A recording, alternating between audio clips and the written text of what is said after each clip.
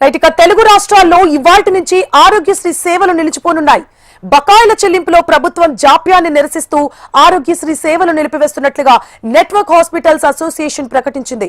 తెలంగాణలో ఆరోగ్యశ్రీ కింద అనుసంధానమైన 23 ప్రైవేట్ ఆసుపత్రులకు ప్రభుత్వం నుంచి 1400 కోట్లకు పైగా బకాయిలు రావాల్సి ఉంది.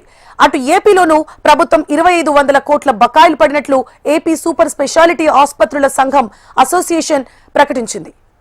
ఇక ఆసుపత్రులపై భారీ ఆర్థిక భారం, నిర్వహణ కష్టాలు పెరుగుతున్నాయని చెప్పారు.